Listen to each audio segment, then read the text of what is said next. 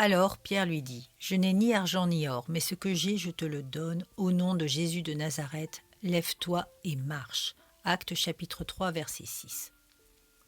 Nous avons ici la signification de notre identité d'enfant de Dieu. L'apôtre Pierre dit à cet handicapé, « N'attends pas de moi de l'argent ou de l'or, ce que je peux t'offrir, c'est la guérison en Jésus-Christ, une vie physique transformée où tu pourras marcher.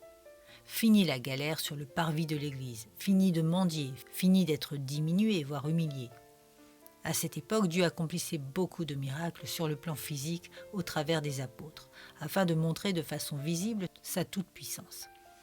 Mais le plus grand des miracles, ne l'oublions pas, c'est la nouvelle naissance. Tout comme cette guérison physique, elle est le fruit de la grâce de Dieu qui guérit, qui sauve et fait naître de nouveau. L'homme n'y est pour rien dans tout cela. L'action du Créateur est au-delà de nos limites charnelles et humaines. Ce passage est un double encouragement. En premier lieu, il fait prendre conscience de l'immense privilège d'avoir été sauvé par grâce. Et en second lieu, c'est cette espérance portée par le Saint-Esprit qui nous fait participants avec le Seigneur de son service en tant que disciples, comme les apôtres, à l'action de sauvetage divin pour la vie éternelle. Ce message est l'expression de la bonne nouvelle de Christ, qui est venu pour nous sortir de l'ornière des ténèbres, des ravages du péché et de l'enfer diabolique. Jésus est souverain, il sauve selon son bon vouloir, et il met en nous cette soif de l'annoncer, de proclamer son amour et sa puissance.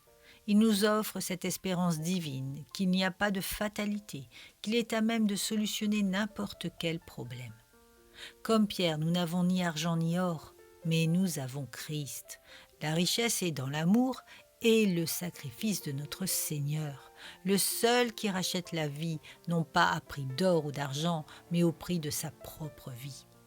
Alors prions, intercédons, louons Dieu pour que Jésus pose sa main sur les malades, mais surtout sur les âmes perdues, car le corps, lui, disparaîtra, mais l'âme, elle, ne meurt pas. Que la grâce de notre Seigneur souverain, 3 fois saint, souffle son vent de repentance dans le cœur des pécheurs, afin qu'ils naissent de nouveau et qu'ils marchent sur le chemin qui mène au salut éternel. Que son appel soit entendu par le plus grand nombre dans ces temps de la fin.